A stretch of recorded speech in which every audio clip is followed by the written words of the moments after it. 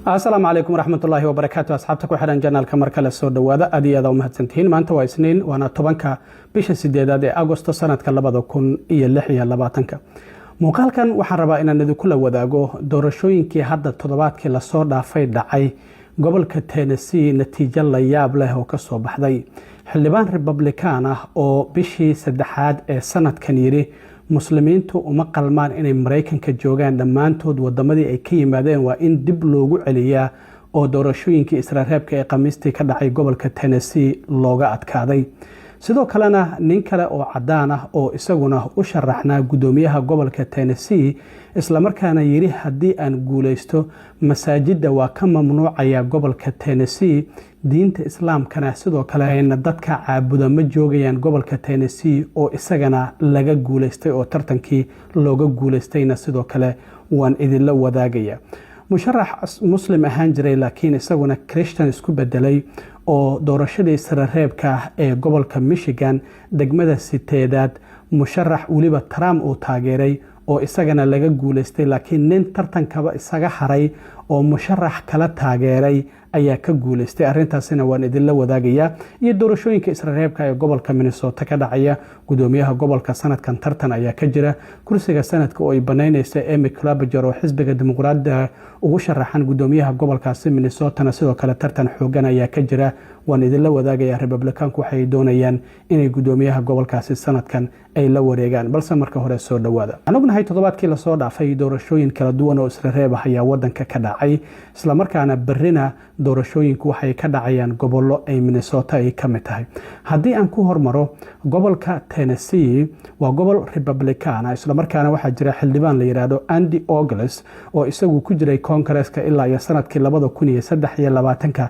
islaamkana aad u nacbaa ayaa waxa uu la tartamayay nin horay gudiga beeraha ee gobolka Tennessee uga mid ahaan jiray oo la yiraahdo Charlie Hajar marka doorashadaasi Trump waxa uu taageeray ninkan la yiraahdo Andy Ogles maadaama Congress-ka uu ku jiray inta badanna doorashooyinka Israa'iilka musharaxa Trump uu taageero ayaa soo baxay laakiin natiijo taas ka duwan ayaa Khamiistii gobolka Tennessee gaar ahaan degmada shanaad oo degmo dhawaan isbedelkii lagu sameeyay degmooyinka gobolada Republicanka la abuuray ahayd ama la sameeyay in ay ka soo baxday marka Andy Ogles oo Congress-ka ku jiray oo Trump uu taageeray ayaa waxa uu helay 46.8% halka Charlie Hajarna uu helay 53.2% 4,000 codad ka badan ayaa u dhaxaysay laakiin ninkan la yiraahdo Andy Ogles oo Republican bishii March ee sanadkan 2026 ayaa si kulul waxa uu weeraray dadka muslimiinta ah ee Mareykanka ku nool waxyaabaha uu yiri waxa kamid aha in dadka muslimiinta aysanba u qalmin in ay Mareykanka joogaan waxana uu sheegay waraaq lagu siiyay kaama dhigaysa ayuu yiri in aad American tahay macnaha dhalashada Mareykanka ayuu ula jeedaa wuxuu yiri dadka muslimiinta ma awoodaan in ay dhax galaan dadka cadaanka ama Mareykanka sidaas darteed waa in dhammaantoodba dib loogu celiyaa halkii ay ka yimaadeen hadalla sidaas la mid ah ayaa xildhibaankan hadda laga adkaaday doorashooyinka Israa'iilka ee Khamiistii ka dhacay gobolka Tennessee oo dadka muslimiinta ah uu ka sheegay marka waxa uu ahaa nin dadka muslimiinta aad u nacab isla markaana rabayba in dadka muslimiinta gabay ahaantoodba Mareykanka laga mamnuuco laakiin waxa la tartami doona November marka la gaaro nin magaalada Columbia mayor uga ahaan jiray oo la yiraahdo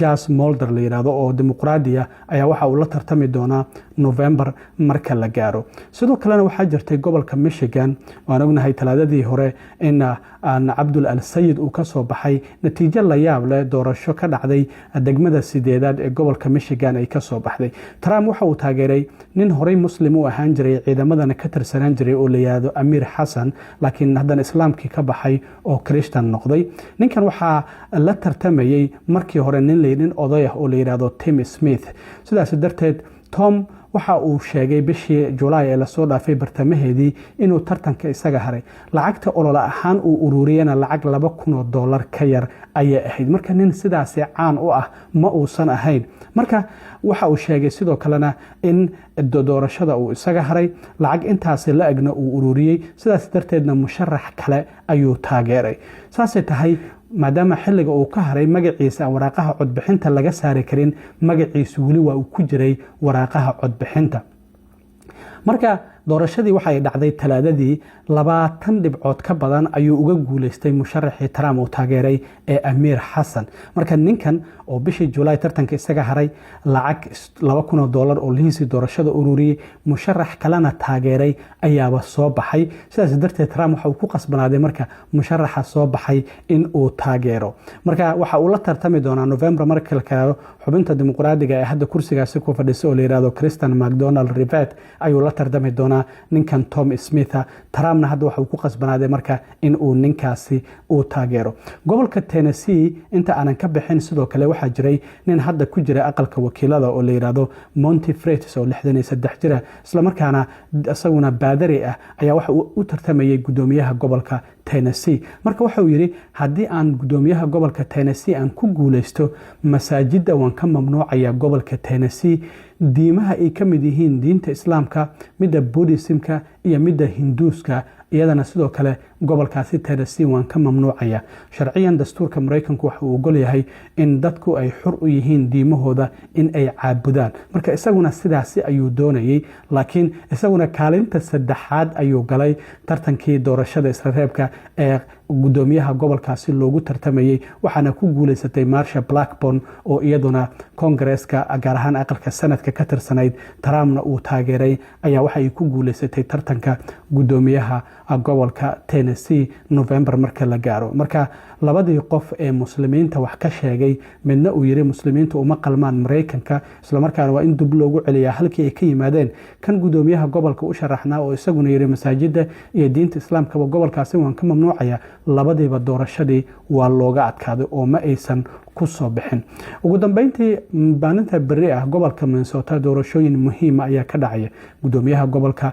ayaa loo tartamaya oo Republicanku ay doonayaan sanadkan inay la wareegaan. waxaa sidoo kale loo tartamaya kursiga ay banaysay Amy Klobuchar oo iyadu gudoomiyaha gobolka dhinaca xisbiga dimuqraadiga ugu tartamaysa. marka kursigaasi aqalka sanadka oo Amy Klobuchar ay banaynayso waxaa ku tartamaya Angie Craig oo iyadu aqalka wakiilada ka tirsanayd ilaa iyo sanadkii 2019 iyo sidoo kalena Peggy Flanagan oo iyaduna ahayd gudoomiye ku-xigeenka gobolka Minnesota ilaa iyo sanadkii 2019. marka ninka hadda gudoomiyaha ah Tim Walz markii uu January uu ku dhawaaqay inuusan mar saddexaad tartami doonin ayaa dimuqraadiyiinta waxa bishii January dhamaadkeedii soo sharaxday Amy Klobuchar oo tiri gudoomiyaha gobolka ayaan u tartamaya. marka Republicanku waxay moololahooda doorashada ay diiradda ku saarayaan musuqmaasuqa iyo dhinaca immigrationka oo aan ognahay gobolka Minnesota in maamulka Trump uu xitaa musuqmaasuq fara badan uu ku eedeynayo. dhinaca Republicanka marka haweeneyda hadda afhayeenka aqalka wakiilada ah Lisa Demuth iyo sidoo kale Mark Lindell oo isagu